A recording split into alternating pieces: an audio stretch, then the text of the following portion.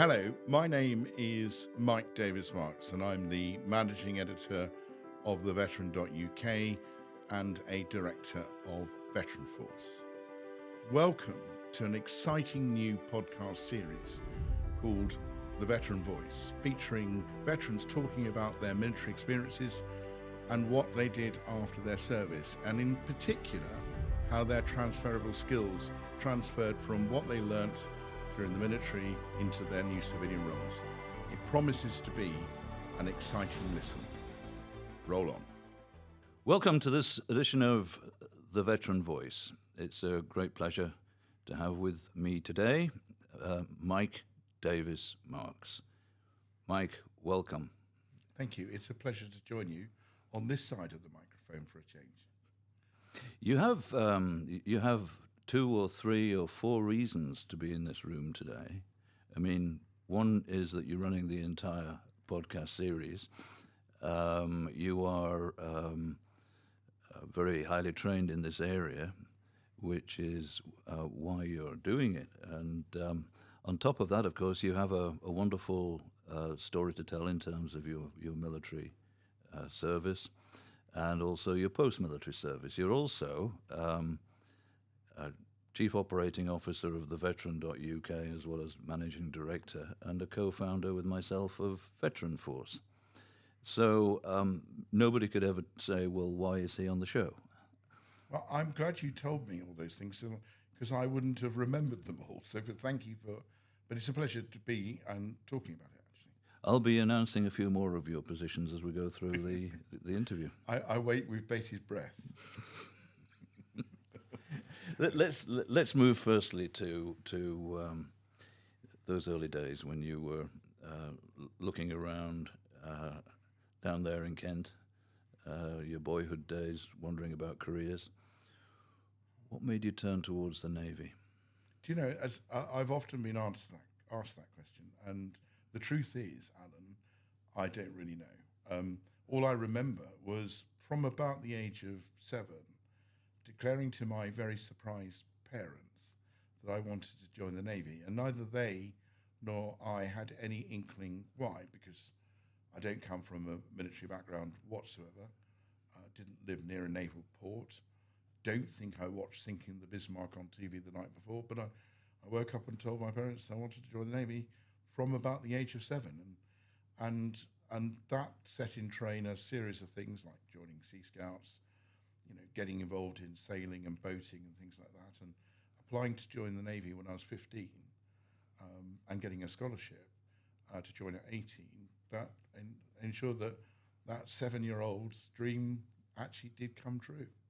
So no family connections whatsoever? Now, Dad was briefly in the RAF during the end of the Second World War, and I don't really like to talk about that too much, but you can talk about the RAF if you wish to. Indeed, but that was national service, and not, it wasn't a minute, and he left as soon as the war was over, and he was a meteorologist anyway. Yeah. So no, I've got no family background. Certainly, that wasn't what was expected of me, which was more law or medicine. Well, that's not necessarily a usual way in, is it? That you just think of it and away you go. No, but and I'm skipping sort of a great number of years now. But at the end of my time in the Navy, I was fortunate enough to be the director of recruiting, naval recruiting, for both the Navy and the Marines. And the thing that struck me most during that position was I could tell instantly those men and women, boys and girls, standing in front of me that were there because their parents wanted to be there or because they wanted to be there. And the latter, the conviction that you want to be there, is the most important, because actually trying to be there to please your parents is never ever going to be a long, sort of thing for the forces. Yes, I can understand that. So the Royal Navy, but the Royal Navy is an organisation of many parts. The path that you chose was Submariner. How did that come about and why? So I went to Dartmouth straight from school. I joined as a midshipman on that scholarship I mentioned earlier, and I did my sort of naval entry training. And some point during that, somebody thought I ought to go to university. I had not wanted to go to university, but when it was explained to me that the benefits of doing that and it being in London, and I would continue to be paid as a naval officer, the attractions grew. And so I did 3 years in university in London, City University. At the end of that period... So what did you study there, Mike? It was international relations, systems and management degree. It's sort of a very broad... If general studies was a degree, it would be sort of general studies. Right. And at the end of that period, we were then expected to choose between one of then the sort of three arms, which are Fleet Air Arm, the Surface Navy, which is the biggest bit, and the Submarine Service. For those that of a certain age, you'll recall that in 1981, the time that I graduated, the Conservative government held a defence review by John Knott, known as the Knott Review, in which he pretty well decided that he was going to reduce the Navy in half, with the exception of the submarine service. So there was an element of, if I want to stay in this service, then perhaps submarines is the right way forward. But I also met a number of submariners during my sort of post-university training, and I was immensely impressed by their professionalism and their camaraderie, and I thought, actually, I would like to be one of them. So it was a mixture of the people I met and a little bit about career ambition, which, as it turned out to be, was not the case because, of course, the Falklands happened a year later, and everything that John Knott said wouldn't happen did happen, and the Royal Navy, was eventually kept as it was. But I then embarked on submarine training as a result of that.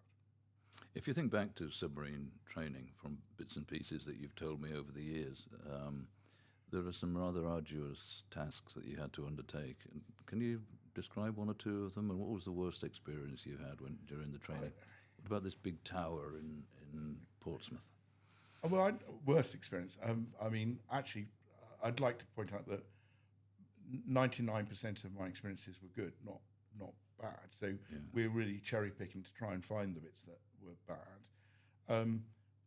There was a period when we used to train submariners to be able to escape from a stricken submarine on the seabed, providing that seabed was quite shallow, and that involved having to get out of a perfectly dry, warm tube into the sea and find your way to the surface. And to simulate that, there's a 100-foot, 30-metre tower of water, no longer filled with water, in Gosport, in a what was called HMS Dolphin, a shore establishment. And all of us were taught how to escape from a submarine. There was a mock-up of the escape tower at the bottom of it, and I have to say that was not a pleasant experience for me. My ears are not the best at equalising, so it was quite a painful experience. It was all very safe. Everything was done correctly, and it gives you the experience of trying to escape. But I didn't enjoy it one bit, and I was glad when I didn't have to do it in the future anymore. Apparently, there were divers stationed all over the place, making sure that you were doing all the right drills, and if they didn't, they would make sure you did them by punching you in the stomach. See, because one of the things you do is when you equalise at depth, your lungs have a lot more air in them than they can contain, and as you rise to the surface, if you don't breathe out at a certain rate, your lungs may explode. So they need to make sure you can breathe out quickly. Mm-hmm. And they're very good at it because it was a very safe procedure. Mm-hmm. So moving on then in your submariner career, what was the name of the submarine that you first served in?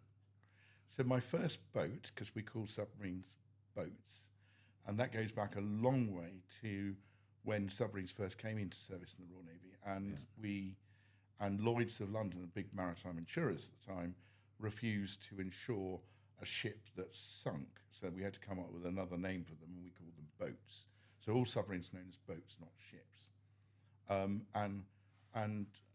the first one I served in was an old diesel electric called HMS Oberon, in fact, an Oberon class diesel electric, which is kind of nuts and bolts submarine. No nuclear reactor. They have a big battery that powers their motor that needs to be charged on a regular occasion to keep the battery charged to a certain level. They're very quiet when they're in battery mode, but not very quiet when the diesel generators are charging. And of course, they need to be near air to be able to run the diesel generators, so either at periscope depth or surfaced. But it was I think it was a great entry into the submarine service. And crew of about 65, 70. And right from the word go, you learnt about teamwork, about the importance of everybody there has a role to play, however big or small, and they're all important. Because if someone doesn't perform their role, that puts everybody else's life at risk. So I learnt about teamwork. I learnt about relying on other people, the importance of training, the importance of doing all the what ifs, working out all worst cases so that you knew how to deal with it. And that stepped me in good stead for the rest of my life. So the soft skills were beginning to develop straight away.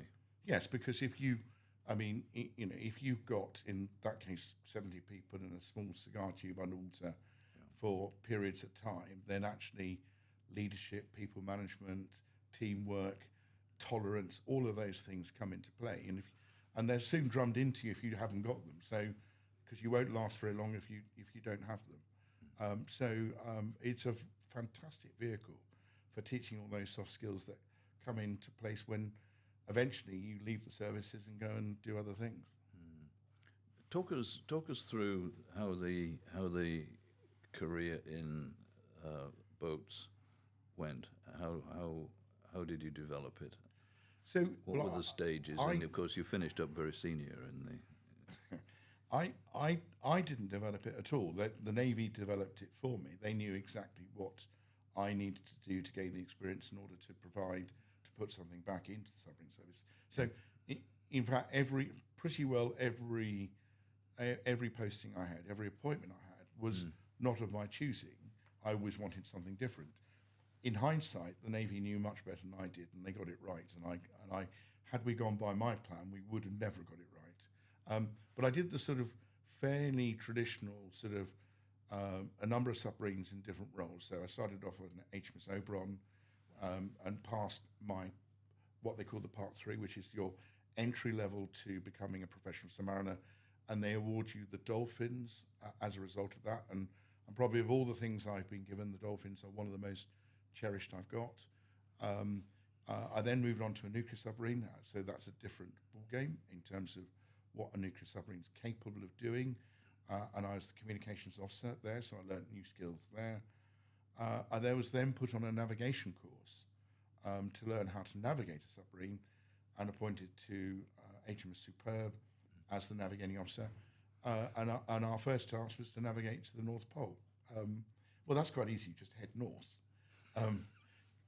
Coming back from the North Pole, there's 360 different options of going south, so it's slightly more challenging. But actually, operating under the North Pole, and we did it 2 years running, so I did it that year and then the year after, was one of those, that was one of the highlights of my career, just, being in a submarine under the ice cap, sort of moving silently, and making our way to a rendezvous at the North Pole with other submarines. And you surfaced through the ice, I want to We say. surfaced through the ice because we had to prove we could do it. We had to. I mean, you might have to do it in emergency if, because under the ice, obviously, if you need to get air reasonably quickly, you need to be able to punch your way through. So we need to practice how to do it. But also, we wanted to show other navies that we were a polar ice-capable navy by doing it. So the RAF managed to scramble a couple of Nimrods to go and take photographs of us. And on the first one, we met with 2 US submarines, which we were we're very close to the US Navy and the Royal Navy from the submarine perspective. And then the second was 2 British submarines, and I was stood in Superb, but the other submarine was the submarine I was later to go on to command, HMS Turbulent. And when did you take that command up? So that was a few years later. After Superb, I was second command of a diesel electric again, HMS Otis, Yeah. recommended for this course called Perisher, which is the submarine command course, and that is your driving test for driving a submarine, either a conventional or a nuclear. And I was fortunate enough to pass that. It was quite a tough test, probably one of the toughest things I've done in my life. But I was lucky to have some very gifted people helping me, one of which, the so-called teacher, but then Sir Mark Stanhope, then became First Sea Lord. So that was a bit of feather in my cap. That led to becoming second command of another nuclear submarine called HMS Triumph, because both the captain and the second command in a nuclear submarine are command qualified. They've passed Perisher. And I was then due to go to a diesel submarine in command, but sadly, the then government the day scrapped them all, so that didn't happen. I had a fantastic posting back at Dartmouth, where I started it in the first place, on the staff, and that was again one of the most joyous periods of my time, training new young officers and being infected by all their enthusiasm again. And then after a staff course I was lucky enough to be promoted and given command of HMS Turbulent, with the submarine I saw surface in the North Pole 10 years earlier. So that was a nice turnaround. Element of symmetry about all of it. Element. Well, there's another thing is that I went to a little grammar school in Sandwich in Kent, Sir Roger Manworth's, and I had a friend there who was 2 years older than me. We were both in the Combined Cadet Force. He was corporal, I was a cadet. I remember that the Mars bar in my my ration pack was missing. He gave me his, so I've always liked him since that day. He joined the Navy. He joined the submarine service. He commanded HMS Turbulent. I relieved him. What chances are in this world that two grammar school boys from a small boys' grammar in Sandwich would succeed each other, one succeed the other, in a nuclear submarine, the same nuclear submarine, in the Royal Navy? Unbelievable, really. That's a great story. You still in touch with him? Yeah, no, he's a lovely chap. Yeah. So, did he leave it tidy for you when you? Well, we had a refit in between, so he left it he got it completely stripped out and redone. So, I ended up with a more capable submarine at the end of it. So, yes, thank you, Didier. His name was. So we move on. It wasn't just submarines. I mean, you went on after that. You came back ashore, and you suddenly you went to Washington as part of the defense delegation to Washington. Tell us a little bit about that, because this was at a very interesting time in Anglo-American relations, and all sorts of things happening there. Yeah, well, so it was traditional after your command to have a Ministry of Defence appointment thereafter, and never is the same. You go from being king of the castle when you're the commanding officer of a ship or a submarine to the next day working in the Ministry of Defence in the office, and you're the person that's making the tea because you're the most junior person to arrive.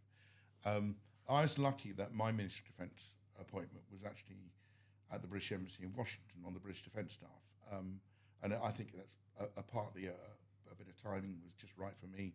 I mean, I'd asked for it. It was I think it was the only appointment I asked for that I got. So that aligned. And that was 3 years, was it? I did 2.5 years. 2.5 years. This was 1999 through to 2002. Yeah. And my job was to liaise between the M&D and the Pentagon on everything to do with submarines and the underwater battle space. Of course, everyone recognising those dates would know that 9/11, September 2001, falls within that. So I was in Washington during 9/11. In fact, there's a little bit of I vowed with my wife to try and visit as many of the states as we possibly could in our sort of off time. And we'd just come back from Alaska, from a small ship cruise, arriving on the 10th of September at midnight at Baltimore Airport. And because it was so late, I'd booked another day's leave because I didn't want to appear sort of bleary-eyed. And my normal task would be go to the Pentagon to sort of check in, see what's going on, what I've missed in the last week or so. And I didn't because I took the day off. That day off was 9/11. And the bit of the Pentagon that was hit would have been the bit I might have been in at the time it was hit. So there is a bit of there, but for the grace of God, go I. And of course, then we got into, the US went into war mode. They'd never been attacked on continental US soil before, Pearl Harbor being not continental US soil, and it wasn't a state at the time. And so they went into war mode, and of course, what happened in firstly Afghanistan and Iraq is now for the history books. But I think Article 5 of the NATO treaty was it is invoked, wasn't the it? irony is it's the only time that Article 5 has been invoked. We talk about this sort of within the context of Ukraine. Every week. When will Article 5 be triggered? And you've actually been there right at the centre of a situation in which, as a result of that, it was indeed called. Yeah, NATO went to United States of America's aid as a result of that attack on 9/11. Yeah. Absolutely. So, and we're very strong conviction. That was, there was clearly something that we had to deal with. Whether we dealt with it correctly is a different question, but we had to deal with it. That's another story. That's a long story. And a long story, and in many respects, the jury's still out. The steps that you took after that, once again, back within the Navy, and into all sorts of other fascinating positions. In communications, which of course you're very good at, and also in recruitment. I think if I look back, I first met you around about, it must have been just as you'd come back from Washington. 2007. So I came back in 2002. I had another couple of roles between then and the meeting of Alan Spence back in 2007. Well, I think you tell that story better than I do, actually. I remember you as one of the people who the Ministry of Defence were interested in getting involved in the 25th anniversary of the Falklands celebrations, commemorations. I was one of about 30 people gathered in a room when you walked in, and in you came, sat down, and wished everybody a very good day, and said, "My name is Captain Mark Davis Marks, and I'm here to take a few risks." And I looked around the room, some of the people I knew, and they knew me, and I think there was more or less a common agreement that he was definitely taking risks with us. But you've got a bit of a reputation, I think, as a rat catcher, haven't you? What's all that about? Explain. So I can take no credit for this whatsoever, but it's a book by Andrew Gordon called The Rules of the Game, which was examining what happened at Jutland and why the Navy did what it did. And Andrew divides naval decision makers, leaders, into two sorts, which he called regulators and rat catchers. And regulators are people that did everything by the book, and rat catchers are people that fly by the seat of their pants, go on impulse and things like that. And it's still true now that the people in the Navy are either regulators or rat catchers, perhaps less pronounced than it was in 1916 for the Battle of Jutland. But I certainly enjoyed, a motto which is not mine again, of ask forgiveness, not permission, and take the initiative. And I think Nelson, had he ever known me, would have been proud of that, because he certainly was the embodiment, probably the epitome of, take risk, and do what your instincts tell you is right. And he came, apart from dying, obviously, he delivered us a series of glorious victories. So transitioning, and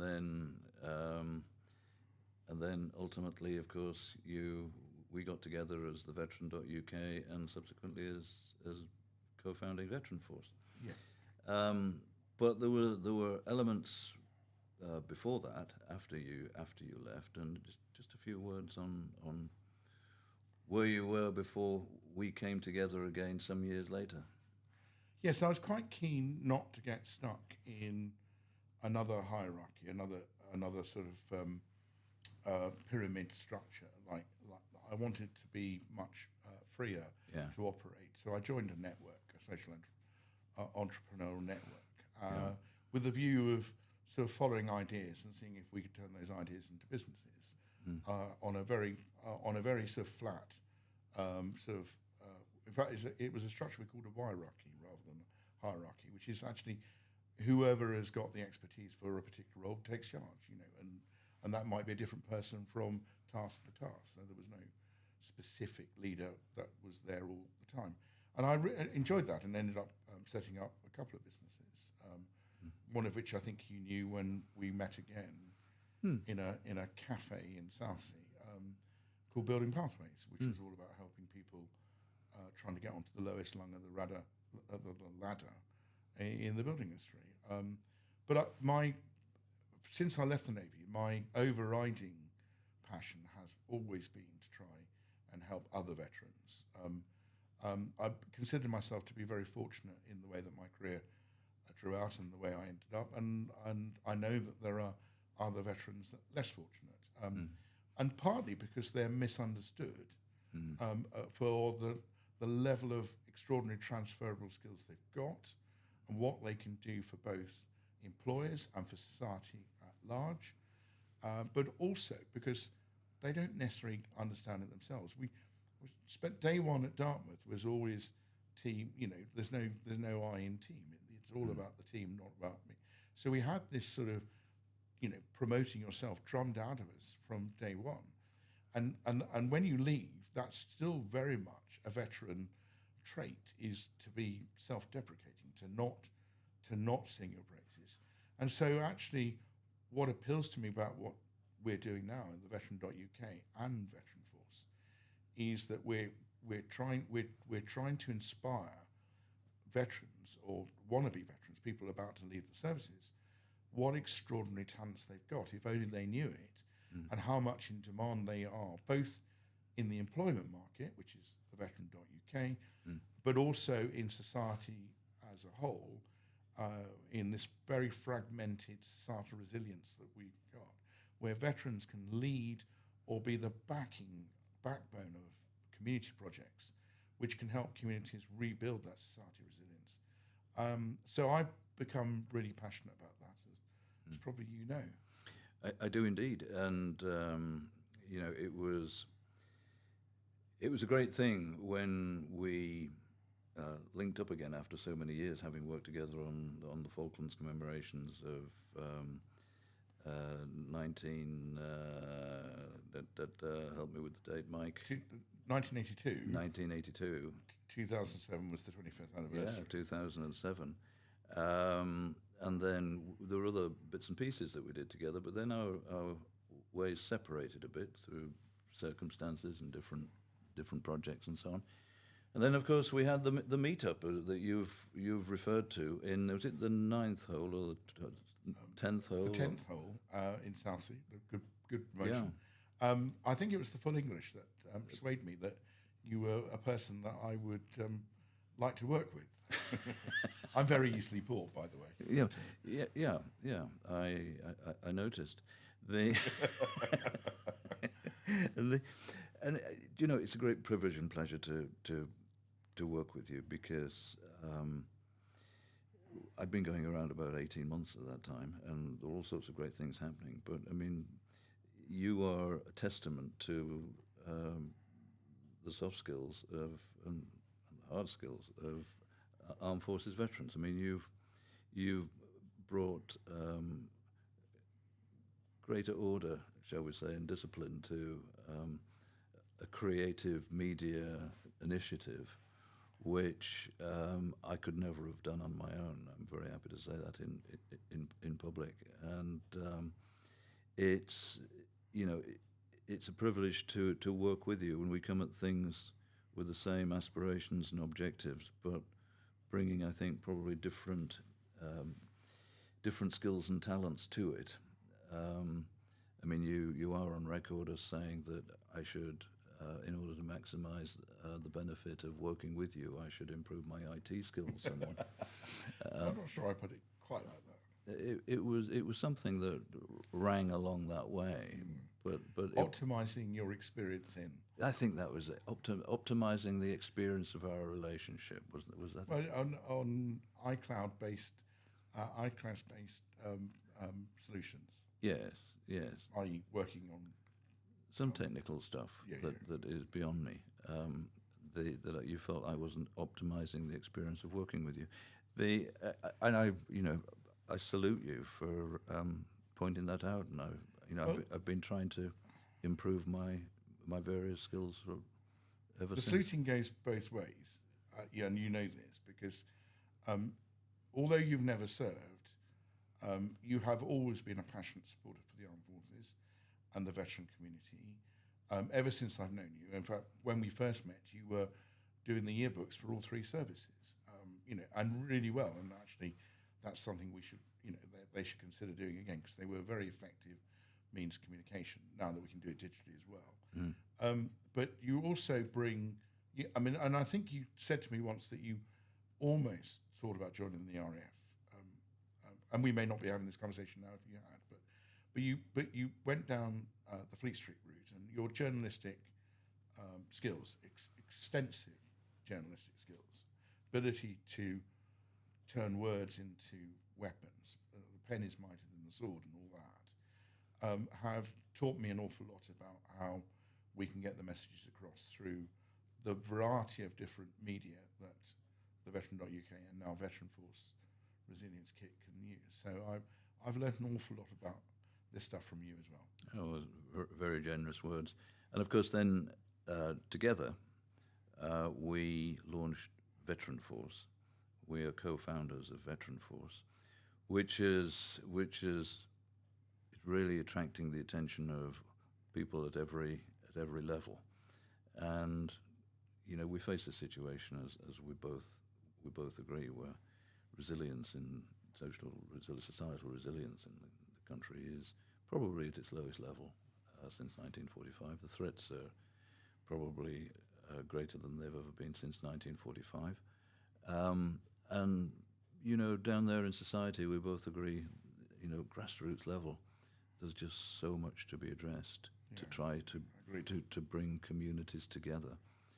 And as we hammered out over the table when we were preparing all our papers and so on to put to people,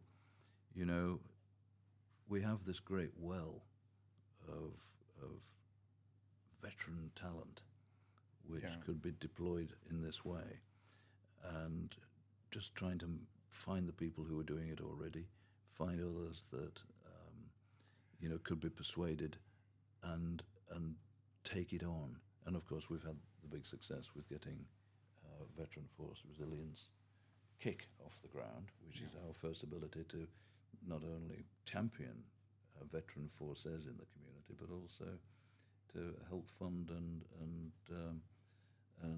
drive them forward directly with a little bit of microfinance here and there. But you're the ideal person to be working with on that, and I know I couldn't do it without you. I mean, where do you see Veteran Force going? Well, I think you've hit the nail on the head, is that there's an awful lot of activity out there already going on, but it's not joined up. They're not aware of each other. They're not sharing practice. There's a bit of duplication. So our first duty is to unearth it and champion it so that people are aware of what's out there. But by doing that, we can then inspire other veterans to get involved. And as you say, we might be able to help microfinance some of those projects. to say, actually, if they're doing that in Littlehampton, for example, why couldn't we do that in Sandwich or in Bovington or wherever? And so, actually, if we can galvanise veterans to get involved in community building projects by being inspired by what's already happening and by joining what's already happening so that we can champion those as well, I think we're onto something really quite powerful. And in a few years' time, looking back from where we might be then, God willing, Yeah. I mean, what would look like success? I think that's quite difficult to measure. You and I are both, sort of exploring social value models as we speak in terms of measuring impact.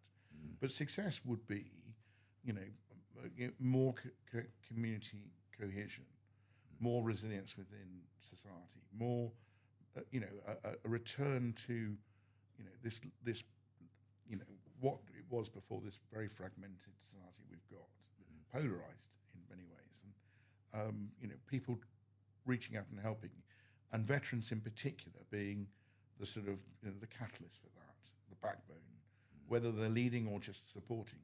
They've got those extraordinary skills that they've learned during their time in the military, can be then utilised, repurposed for society's benefit. I cannot but agree with all of that. I'm feeling now that we should stand up and do a Morecambe Wise singing and dancing to Give Me Sunshine on the way out of the cameras. I think we should. I think we should. Before we do that, thanks for being on the podcast today. It's great to talk to you in the other chair, and you're a great colleague and an inspiration in the way in which you approach. Making me blush now. On YouTube. I know I'm trying to. Mike Davis Marks, thanks for being on the program. Thank you, Alan.